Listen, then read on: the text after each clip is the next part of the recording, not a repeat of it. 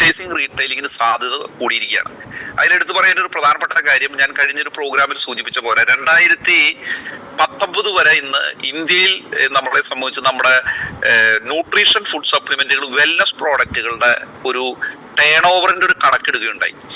ആ കണക്കെടുത്തതിന് ശേഷം അത് ഇന്ത്യയിൽ ടോട്ടൽ നടന്നിരിക്കുന്നത് നമ്മുടെ കമ്പനിയുടെ മാത്രമല്ല, അത് ഡയറക്ട് സെല്ലിംഗ് കമ്പനി മാത്രമല്ല ഉദ്ദേശിക്കുന്നത്. ഇന്ന് നമ്മളെ സംബന്ധിച്ച് ന്യൂട്രീഷൻ ഫുഡ് സപ്ലിമെന്റുകളും വെൽനസ് പ്രോഡക്റ്റുകളും ധാരാളം മെഡിക്കൽ ഷോപ്പുകളും പല ഷോപ്പുകളിലൊക്കെ കിട്ടുന്നുണ്ട്. ടോട്ടൽ അന്ന് ഉണ്ടായിരുന്ന ടേൺ ഓവറിനേക്കാൾ, വിറ്റുവരവിനേക്കാൾ ഈ 2025 ഡിസംബർ കഴിഞ്ഞ് ജനുവരി ആയ സമയത്ത് അതിന്റെ ടേൺ ഓവർ പരിശോധിച്ച സമയത്ത് ഏകദേശം 10 മടങ്ങ് വർദ്ധിച്ചു എന്നാണ് അതിന്റെ ആധികാരികമായുള്ള കണക്കുകൾ പറയുന്നത്. അതിന്റെ പ്രധാനപ്പെട്ട കാര്യം നമ്മൾ മനസ്സിലാക്കേണ്ട ഒരു പ്രധാനപ്പെട്ട കാര്യം, അതിനുശേഷം നമ്മുടെ സമൂഹത്തിലുണ്ടായ ചില ബോധ്യങ്ങൾ, ചില തിരിച്ചറിവുകൾ, ചില വിവേകമെല്ലാം തന്നെ അവരെ സംബന്ധിച്ച് ഈ നമ്മുടെ ഉൽപ്പന്നങ്ങളെ സംബന്ധിച്ച്, പ്രത്യേകിച്ച് ന്യൂട്രീഷൻ ഫുഡ് സപ്ലിമെന്റുകൾ, വെൽനസ് പ്രോഡക്റ്റുകൾ ഉപയോഗിക്കാൻ തൽപരരായിട്ടുള്ള വ്യക്തികൾ കാര്യങ്ങൾ കൃത്യമായിട്ട് ബോധ്യപ്പെടുത്തുകയാണെങ്കിൽ, അവരെ കാര്യങ്ങൾ പഠിപ്പിക്കാൻ തയ്യാറാണെങ്കിൽ, അവർ വാങ്ങിക്കാൻ തയ്യാറുള്ള വ്യക്തികൾ ഈ സമൂഹത്തിൽ ഉണ്ട് എന്നുള്ളതാണ് അതിന്റെ പ്രധാനപ്പെട്ട കാര്യം. പ്രത്യേകിച്ച് നമ്മൾ മനസ്സിലാക്കേണ്ട കാര്യം, ലോകത്തിൽ നിന്ന് പരിശോധിക്കുന്ന സമയത്ത് ലോകത്തിന്റെ ഒരു 25 വർഷം മുമ്പേ, 2000 കാലഘട്ടത്തിന് മുൻപേ ലോകത്തിന്റെ വികസിത രാജ്യങ്ങളിൽ, അതായത് യൂറോപ്യൻ രാജ്യങ്ങളിൽ, അമേരിക്കൻ രാജ്യങ്ങളിലെല്ലാം തന്നെ ന്യൂട്രീഷൻ ഫുഡ് സപ്ലിമെന്റുകൾ, വെൽനസ് പ്രോഡക്റ്റുകൾ ഉപയോഗിക്കുന്ന ഒരു വലിയ സമൂഹം നമ്മുടെ ലോകത്തിലുണ്ടായിരുന്നു. ഈ ഒരു 25 വർഷം മുമ്പേ ലോകത്തിന്റെ വിവിധ രാജ്യങ്ങളിൽ, വികസിത രാജ്യങ്ങളുണ്ടായിരുന്നു. ഒരു പരിധി വരെ ഇന്ത്യയില് അല്ലെങ്കിൽ നമ്മൾ താമസിക്കുന്ന നമ്മുടെ സ്റ്റേറ്റിൽ, കേരളത്തിലൊക്കെ അത് ഒരു പരിധി വരെ വളരെ കുറവായിരുന്നു.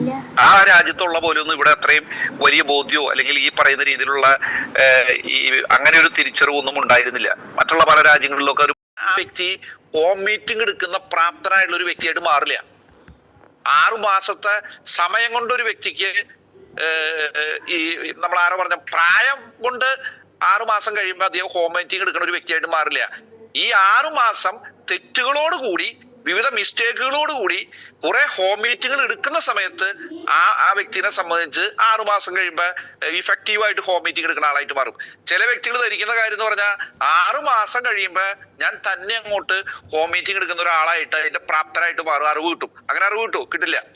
ഈ 6 മാസം വിവിധ സമയങ്ങളിൽ എന്ന് പറഞ്ഞ പോലെ നിങ്ങളെ സംബന്ധിച്ച് നിങ്ങൾ റീറ്റെയിലിംഗ് മന്നനായിട്ട് മാറണമെങ്കിൽ, ഞാൻ ആ വാക്ക് ഉപയോഗിക്കട്ടെ, റീറ്റെയിലിംഗ് വളരെ ഈസി ആയിട്ട് ചെയ്യണമെന്നുണ്ടെങ്കിൽ നിങ്ങൾ ഇപ്പൊ തുടക്കത്തിൽ കുറച്ച് പ്രോഡക്റ്റുകൾ നിങ്ങളുടെ വേണ്ടപ്പെട്ട സുഹൃത്തുക്കൾ, ബന്ധുക്കൾ, അയൽവാസികൾ, വേണ്ടപ്പെട്ട വ്യക്തികൾക്ക് കൊടുത്ത് ആ കസ്റ്റമേഴ്സിനെ കൃത്യമായിട്ട് മെയിൻറ്റെയിൻ ചെയ്ത്, ഹോൾഡ് ചെയ്ത്, അവരുമായിട്ടുള്ള റിലേഷൻഷിപ്പ് സ്ഥാപിച്ച്, അവരെ നമ്മൾ ഒരുക്കിയെടുത്ത് ഈ വേവ് ലെങ്ത് ഉണ്ടാക്കി അവരിൽ കൂടി കൂടുതൽ കസ്റ്റമേഴ്സിനെ കണ്ടെത്തി നിങ്ങളുടെ റീറ്റെയിലിംഗ് വർദ്ധിപ്പിക്കാൻ സാധിക്കും. അതിന് ഇവിടെ സൂചിപ്പിച്ച പോലെയുള്ള കാര്യം, ഇപ്പൊ ഞാൻ ഈ കഴിഞ്ഞ ദിവസം ഞാൻ ഒരു പ്രോഗ്രാമിൽ നിങ്ങളോട് ഈ സബ്ജക്റ്റ് ഒക്കെ ഞാൻ പലപ്പോഴും പറഞ്ഞിട്ടുള്ളതാണ്.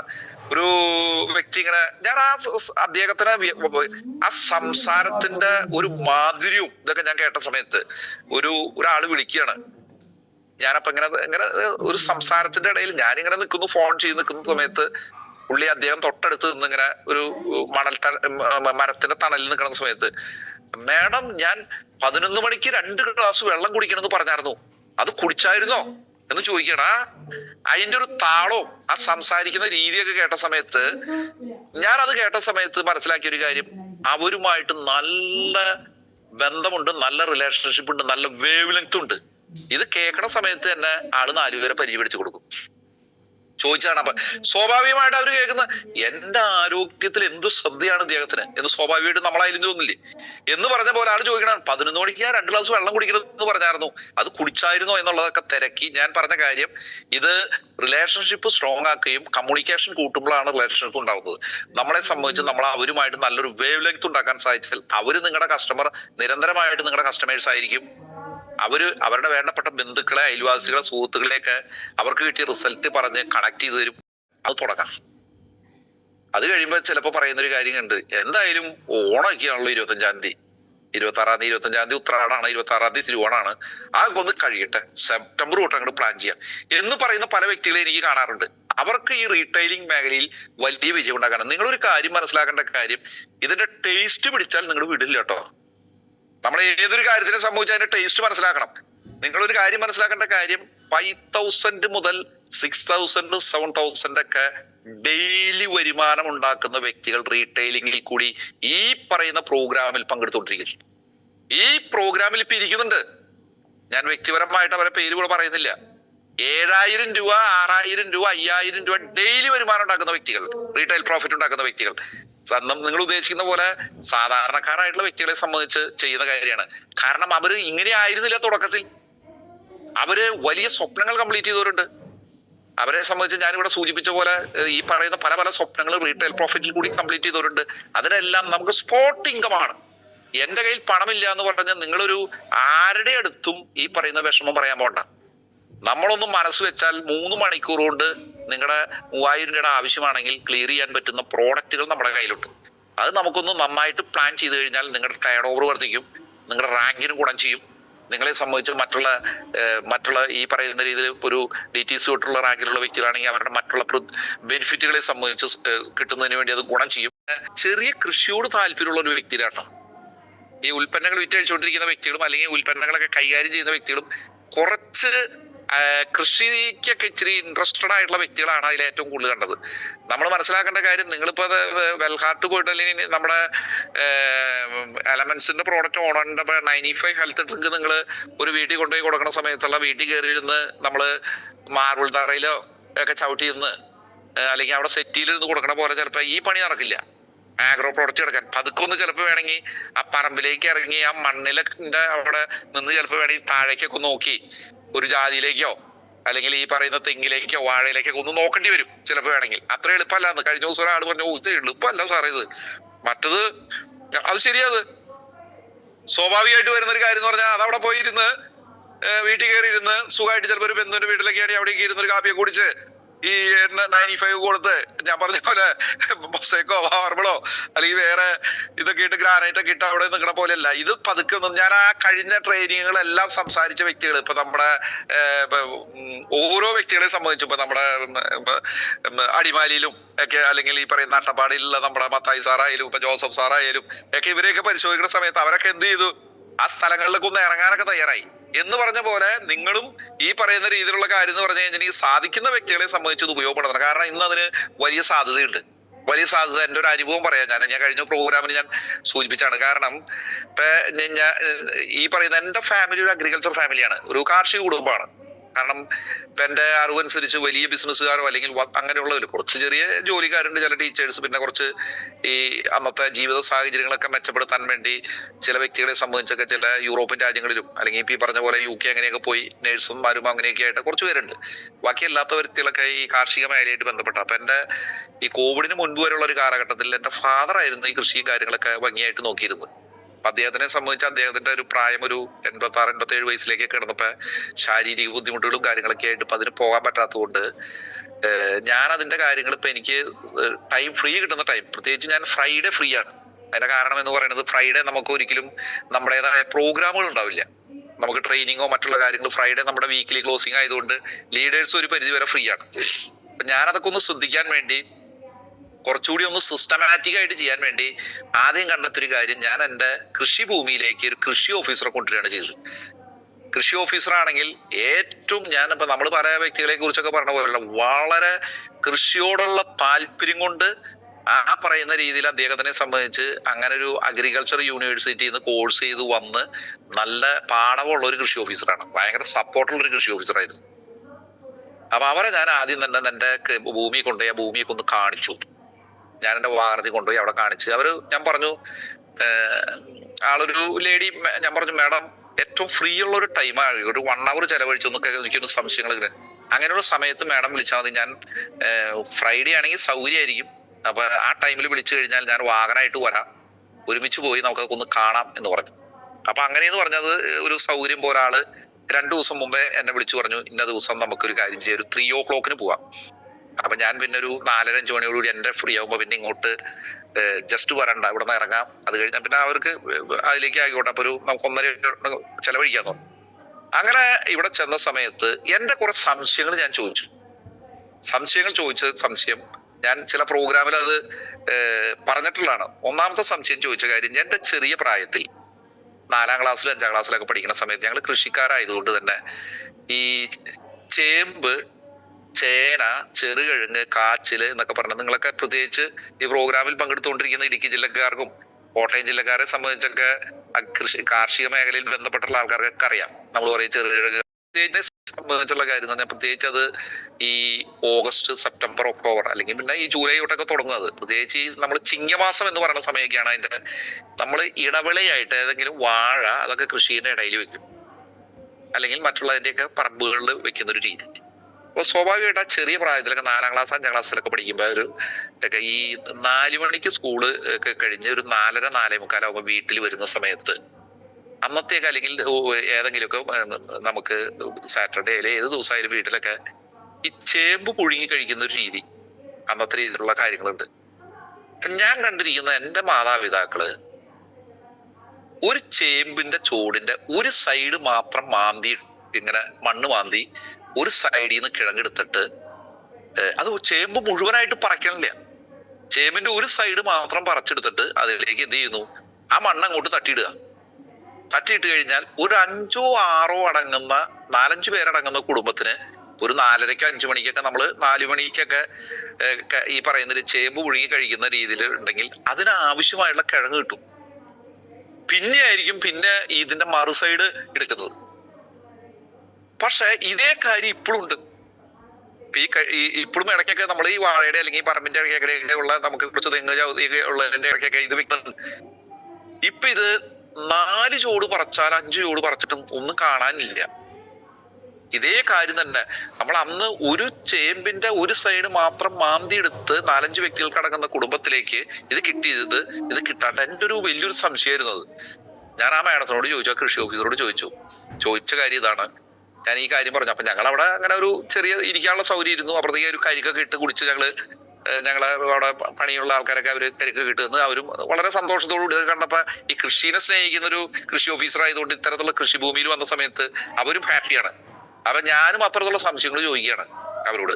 അപ്പൊ ആള് പറഞ്ഞു ഇത് കറക്റ്റാണ്, അത് ഈ പറയുന്ന ചേട്ടൻ പറയുന്നതല്ല, പല ആൾക്കാരും പറയുന്നുണ്ട് ഈ പറയുന്ന കാര്യങ്ങളൊക്കെ ശരിയാണ്. പഴയ കാലഘട്ടത്തിൽ ഇതൊക്കെ ചെയ്തിരുന്നൊന്നും കാണാനില്ലോ, 4-5 നമ്പർ ഒന്നും കാണാനില്ലെന്നോ. അവര് പറഞ്ഞൊരു പ്രധാനപ്പെട്ട കാര്യം, നമ്മുടെ കാലാവസ്ഥ വ്യതിയാനം മൂലമുണ്ടായ രീതിയിൽ നമ്മുടെ മണ്ണിന്റെ സ്വഭാവ രീതി മേൽമണ്ണിന്റെയൊക്കെ സ്വഭാവ രീതി മാറിപ്പോയി. അതാണ് സംഭവിച്ച കാര്യം. അവിടെ പറഞ്ഞൊരു പ്രധാനപ്പെട്ട കാര്യം, നമ്മൾ മനസ്സിലാക്കേണ്ട ഒരു കാര്യം, നമ്മളൊരു 50 വർഷം മുമ്പോ 60 വർഷം മുമ്പോ ന്യൂട്രീഷൻ ഫുഡ് സപ്ലിമെന്റുകളോ വെൽനസ് പ്രോഡക്റ്റുകളോ ഒന്നും കഴിച്ചിരുന്നില്ല. ഒന്നും വേണ്ട. ആര് കഴിച്ചിരുന്നു ന്യൂട്രീഷൻ ഫുഡ് സപ്ലിമെന്റ് വെൽനസ് പ്രോഡക്റ്റുകളും? ഇപ്പൊ നിങ്ങൾ എല്ലാവരും തന്നെ നമ്മളൊക്കെ ഗ്രാമങ്ങളിൽ താമസിക്കുന്ന വ്യക്തികളാണ്. അന്ന് നമ്മൾ കഴിക്കുന്ന ഭക്ഷണത്തിൽ നിന്ന് നമ്മളെ സംബന്ധിച്ച് നമുക്ക് ആവശ്യമായ എല്ലാ ന്യൂട്രീഷൻസും ആവശ്യമുള്ള സാധനങ്ങൾ കിട്ടിയിരുന്നു. അതിന്റെ പ്രധാനപ്പെട്ട കാര്യം എന്ന് പറയുന്നത് അത്തരത്തിലുള്ള ഒരു ഭക്ഷണ രീതിയായിരുന്നു നമ്മുടെ രീതി. ആ രീതി എന്ന് പറയുന്ന അത്തരത്തിലുള്ള ഒരു ഭക്ഷണ രീതിയായിരുന്നു നമ്മുടെ ഉണ്ടായിരുന്നത്. നമ്മൾ ഈ പറഞ്ഞ പോലെ ചേമ്പ്, കാച്ചില്, ഈ പറയുന്ന ഇതിനൊക്കെ നമുക്ക് എന്തുണ്ട്. ഈ കഴിഞ്ഞ ദിവസം കണ്ട ഒരു കാര്യമാണ് ഈ മധുരക്കിഴങ്ങെന്ന് പറയും. ഓരോ സ്ഥലത്തും വേറെ മധുര ചീനി എന്നൊക്കെ പറയും. അതിനെ സംബന്ധിച്ച് ഈ കഴിഞ്ഞ ദിവസം കണ്ട ഒരു കാര്യം എന്ന് പറഞ്ഞു കഴിഞ്ഞാൽ, ഒരു ഡോക്ടർ തന്നെ പറഞ്ഞു അത് കിട്ടിക്കഴിഞ്ഞാൽ വിട്ടുകളയേണ്ട, കഴിച്ചോളണം എന്ന് പറഞ്ഞ. അതിൽ അത്രയും നമുക്ക് ഗുണഗണങ്ങളുണ്ടെന്ന് പറയണേ. ഇന്നത്തെ അതിന്റെ രീതി മാറിപ്പോയി. പിന്നെ സംഭവിച്ച കാര്യം എന്ന് പറയുന്നത് പലതരത്തിലുള്ള വ്യതിയാനം മൂലമുണ്ടാകുന്ന, നമ്മൾ കഴിക്കുന്ന ഏത് കാര്യത്തിനെ സംബന്ധിച്ചും വിഷാംശം കലർന്നിട്ടുള്ള സാധനങ്ങൾ കഴിക്കുന്നു. നമ്മള് ഇന്ന് ഒരു സാധാരണ മനുഷ്യൻ ആര് പോയി കഴിഞ്ഞാലും ഈ കേരളത്തിലുള്ള ധാരാളം വ്യക്തികൾ പോയി കഴിഞ്ഞാൽ അവരുടെ ഏറ്റവും വലിയ പ്രശ്നം വൈറ്റമിൻ ഡിയുടെ കുറവ്. ഇങ്ങനൊരു സംഭവം മുമ്പ് കേട്ടിട്ടുണ്ടോ? വൈറ്റമിൻ ഡിയുടെ കുറവായിട്ട് കാരണം എന്ന് പറയുന്നത് രീതി മാറിപ്പോയി. Vitamin D vitamin D check ചെയ്യുന്ന സമയത്ത് വൈറ്റമിൻ ഡി ഇല്ല. അപ്പൊ ഇന്ന് ചെയ്യണത് എന്താ, നിങ്ങൾ ഇപ്പൊ വെയിലും ഇതൊന്നും നടക്കില്ലാത്തതുകൊണ്ട് അതിന് അവര് പറയാം അതിന് ആവശ്യമായ ഗുളിക കഴിച്ചോളാൻ പറയും, ഡോക്ടേഴ്സ് പറയുന്നത്. മുൻപ് ഇതൊന്നും കേട്ടിരുന്നില്ല എന്ന് പറഞ്ഞ പോലെ മനുഷ്യനെ സംബന്ധിച്ചും ഇന്ന് നമുക്ക് ആവശ്യമായതിന്റെ 60%, 70%, 50% കിട്ടണുള്ളൂ. ഈ കുറവുകളാണ് നമ്മളിപ്പോ ഈ ന്യൂട്രീഷൻ ഫുഡ് സപ്ലിമെന്റിൽ കൂടി അത് നമ്മൾ തേക്കുന്നത്. എന്ന് പറഞ്ഞ പോലെ മണ്ണിനും മുമ്പ് കുഴപ്പമുണ്ടായിരുന്നില്ല. ചില ആൾക്കാർ പറഞ്ഞ കാര്യം, ഈ വാഴപ്പുഴു എന്നൊക്കെ പറയണ പുഴുവിനെ കാണാനില്ല ഇപ്പൊ. അതിന്റെ കാരണം എന്താ? മുമ്പൊക്കെ ഇങ്ങനെ നടക്കുന്ന സാധനം ഇപ്പൊ കാണാനില്ല എന്ന്. അതിന്റെ കാരണം എന്ന് പറയുന്നത് വിവിധ വ്യതിയാനം മൂലം അതൊക്കെ പോയി എന്ന് പറഞ്ഞ പോലെ. അപ്പൊ നമ്മള് മനസ്സിലാക്കേണ്ട ഒരു പ്രധാനപ്പെട്ട കാര്യം, പറഞ്ഞു വന്ന കാര്യം, അവര് പറഞ്ഞൊരു കാര്യം, മേൽമണ്ണിന്റെ സ്വഭാവ രീതി, മണ്ണിന്റെ സ്വഭാവ രീതി, കാലാവസ്ഥ വ്യതിയാനം, വിവിധ കാര്യങ്ങൾ കൂടി മാറിപ്പോയി. അതുകൊണ്ട് അവര് പറഞ്ഞൊരു കാര്യം, ഈ അവരെന്നോട് പറഞ്ഞ് സംസാരിച്ച കാര്യം, ഇതിനൊക്കെ ചേർക്കേണ്ട കാര്യങ്ങൾ, ഇതിനെയൊക്കെ ന്യൂട്രീഷൻ ഫുഡ് സപ്ലിമെന്റുകൾ എന്ന് പറഞ്ഞാൽ അവര് അതിന്റെ പേരുകൾ നോട്ട് ചെയ്ത്, ഞാൻ വന്ന് ഇവിടെ ഗൂഗിളിൽ സെർച്ച് ചെയ്ത് അതിന്റെ കണ്ടന്റുകളൊക്കെ സെർച്ച് ചെയ്ത സമയത്ത് കാണാൻ കഴിഞ്ഞ കാര്യം, നമ്മുടെ കൈകളിലുള്ള പല പ്രോഡക്റ്റുകളുമാണ് ആ പ്രോഡക്റ്റ്. അത് ഹൈദരാബാദ് ബേസ്ഡ് ആയിട്ടുള്ള കമ്പനിയുടെ ഏതൊരു പ്രോഡക്റ്റുകളാണ് അവർ പറഞ്ഞത്. അത് മെഡിക്കൽ ഇവിടെ ഈ അഗ്രി ഷോപ്പിൽ കിട്ടും, ഈ പറയുന്ന വളക്കടകളിലൊക്കെ ആ സാധനം കിട്ടും, വന്നിരിക്കുകയാണ്. ഞാൻ നോക്കിയ സമയത്ത് കണ്ട ഒരു കാര്യം എന്ന് പറഞ്ഞാൽ, അത് നമുക്കിപ്പോ ചില മെഡിസിനിൽ ചില പേരുകൾ വ്യത്യാസം ഉണ്ടെങ്കിലും കണ്ടന്റ് ഒന്നാന്ന് പറയില്ലേ എന്ന് പറഞ്ഞ പോലെ ഇതിന്റെ പല കാര്യങ്ങളും അതാണ് കണ്ടത്.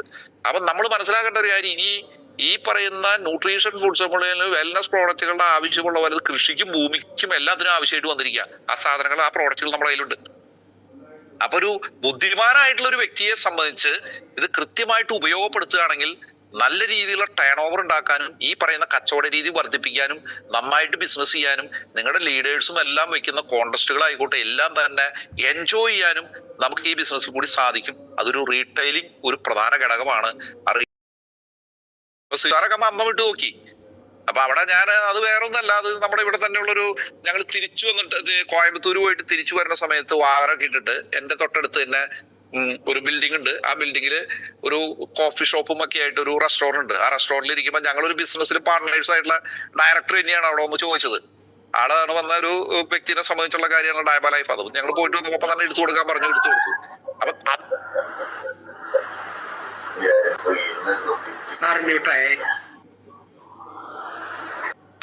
ഈ പറയുന്ന രീതിയിൽ നമ്മൾ അതിനൊക്കെ ഒന്ന് മനസ്സ് വെച്ച് കഴിഞ്ഞു കഴിഞ്ഞാൽ, ഇത് ആവശ്യമായിട്ട് വന്നു കഴിഞ്ഞാൽ, അതല്ലാണ്ട് ഇത് ആരോ പറഞ്ഞ പോലെ എല്ലാം നമ്മളെ സംബന്ധിച്ച് നാളെ ആകട്ടെ അല്ലെങ്കിൽ ഇത് അങ്ങനെ വിചാരിച്ചു കഴിഞ്ഞാൽ നടക്കില്ല. നിങ്ങൾ ഈ പ്രവൃത്തിയിലേക്ക് ഇറങ്ങിക്കഴിഞ്ഞാൽ റീറ്റെയിൽ പ്രോഫിറ്റ് എന്ന് പറയുന്ന ഒരു റീറ്റെയിൽ പ്രോഫിറ്റ് എൻജോയ് ചെയ്യുന്ന വ്യക്തികൾ, ധാരാളം വ്യക്തികൾ റീറ്റെയിൽ പ്രോഫിറ്റ് എൻജോയ് ചെയ്യുന്നുണ്ട്. അത് ഈ പ്രോഗ്രാമിൽ പങ്കെടുക്കുന്ന വ്യക്തികൾ തന്നെ പരിശോധിച്ചു കഴിഞ്ഞാൽ അവർക്ക് ഈസിയാണെന്ന് വെക്കുന്നത്. ഞാൻ തന്നെ പല പ്രോഗ്രാമിലും പറയാറുണ്ട്. അതായത് കാറ് മേടിച്ചവർ വരെയുണ്ട്.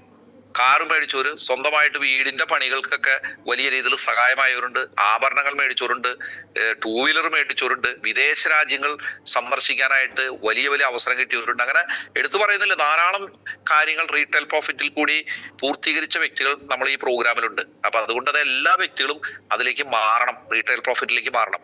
ഇനി അടുത്തൊരു പ്രധാനപ്പെട്ട കാര്യം, അതിനുള്ള എല്ലാ പ്രോഡക്റ്റുകളും നമ്മുടെ കയ്യിലുണ്ട് ഇന്നത്തെ ഒരു സാഹചര്യം. ഇപ്പൊ ഞാനൊക്കെ വന്നൊരു കാര്യം, നിങ്ങൾ ഭാഗ്യവാന്മാരാണെന്ന് പറഞ്ഞു കഴിഞ്ഞാൽ ഭാഗ്യവാന്മാരാണ്.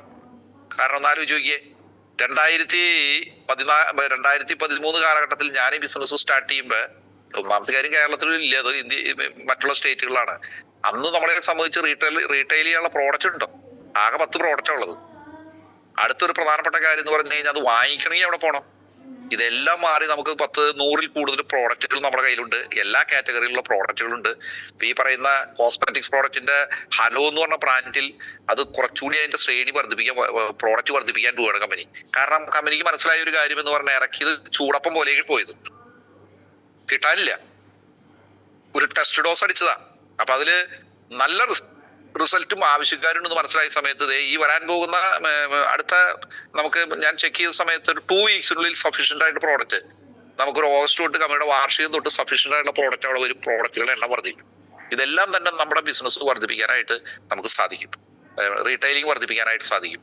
അപ്പൊ നമ്മൾ തീരുമാനിച്ചൊരു കാര്യം എന്ന് പറയുന്നത് വേറെ ഒന്നുമല്ല, നമ്മളെല്ലാ മാസങ്ങളിലും ഓരോ സബ്ജക്റ്റുകൾ, ഇന്നിപ്പോ ഞാൻ തന്നെ അത് തുടങ്ങി വെക്കാന്ന്. ഞങ്ങൾ കഴിഞ്ഞ ദിവസം ലീഡേഴ്സ് ആയിട്ട് ഒരുമിച്ചിരുന്ന് ഞങ്ങളിങ്ങനെ ഒരു ഫുൾ ഡേ ഒരുമിച്ച് കൂടി.